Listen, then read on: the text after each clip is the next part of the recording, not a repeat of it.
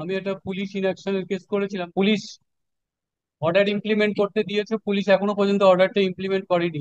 আগে যখন জানিয়েছিলেন তখন তো অন্য বেঞ্চ ছিলেন, অন্য জজ সাহেব শুনছিলেন, এখন তো অন্য জজ সাহেব এসছেন।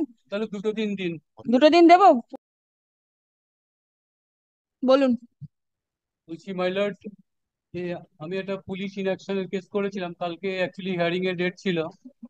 তো সেই মামলাটার ক্ষেত্রে অ্যাকচুয়ালি কালকে হিয়ারিং এর ডেট ছিল মানে কি? গতকাল কি 3টের করে? সময় দিয়েছিল স্যার। মাই লর্ড, দেখি।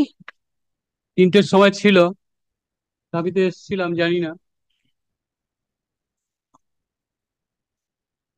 জিএম কোর্ট থেকে পাঠিয়েছে, ডিস্ট্রিক্ট কোর্ট থেকে। আমি জিএম জুডিশিয়াল ম্যাজিস্ট্রেটকে বলেছিলাম, তখন উনি বললেন যে আপনি ইনঅ্যাকশনের মামলাটা করুন। পুলিশ অর্ডার ইমপ্লিমেন্ট করতে দিয়েছে, পুলিশ এখনো পর্যন্ত অর্ডারটা ইমপ্লিমেন্ট করেনি মাই লর্ড।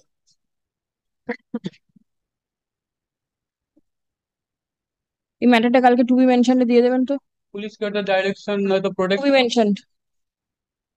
আপনি নোটিশ দিন, আপনার অপর পক্ষের যে উকিলবাবু আছে তাকে নোটিশ দিন। মামলাটা কালকে থাকবে টু বি মেনশনড হিসেবে। বুঝতে পেরেছেন কি বললাম? নোটিশ সার্ভ করতে হবে। ইয়েস। অপর পক্ষ যে আছে তাকে তো জানাতে হবে।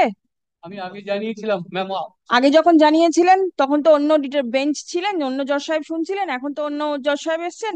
সেই জন্য নোটিশ দেওয়ার ব্যাপার আছে। আপনি কি কালকের ভেতরে দিতে পারবেন না পরশু দিনকে রাখবো?